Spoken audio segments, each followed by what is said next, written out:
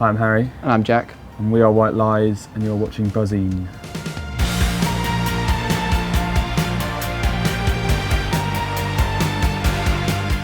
We started to play music together when we were in school, I guess, and it was started very much as just a hobby, something to do, fill the time at the weekends and after school and stuff. And also, I don't know, it was kind of cool to say to all your friends that you were in a band, you know.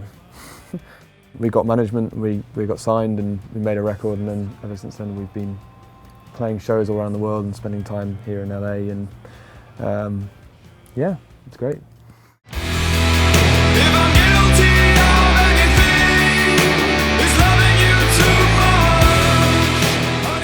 Recording our second record, we were ready straight off the blocks. You know, it only took us like from the beginning of the process to the end 5 months. You know, including writing and everything to finish our second album. And I think it was just something that we were really looking forward to. And when it came around, we really enjoyed. And I think that's definitely reflected in the mood of the record and the songs on the record. It's a lot more uplifting, and I think you could even go as far as say upbeat than the first record, which is something that a lot of people picked up on the first. You know, how serious and almost how gloomy it was. I think that's really turned around the second record, and it's a reflection of how much we enjoyed making it. So it wasn't, you know, definitely not typical second album. The whole process of making the second record with Alan Moulder was a massive thing for us.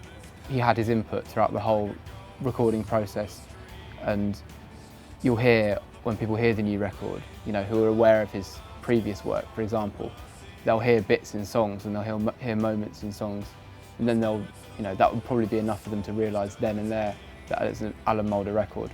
And I think that's great because it's full of White Lies ideas and songs, and a lot of techniques that we learnt over the last couple of years.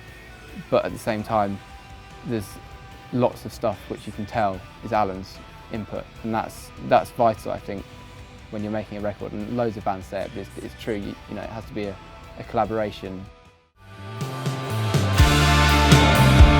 feel this great pressure coming down on me. My blues pulling at your sympathy. You know, playing live is still a weird concept to me, but you know, a good live show is the best thing that a band can do, really. If you do a show which impresses the audience, it's the best way to connect and to enhance what you're doing as a band. And it's important to be able to get that right, and it just takes a long time to learn. They're all ages shows as well, which is great, because over here, I think even more so than in Europe or the UK, the restrictions on kids wanting to go to shows is pretty tough. So we did these shows. We did one yesterday, the Block Party show, just out in the middle of the street somewhere. And there were so many younger kids at that show who, you know, had been saying, they came up to us afterwards and we had to chat with them, and they were all saying how, you know, this was like the first show that we'd done that they were legally allowed to go to, and I think that's great. Hopefully, hopefully people can discover new sides and new aspects to our music and us when they come and see us play live.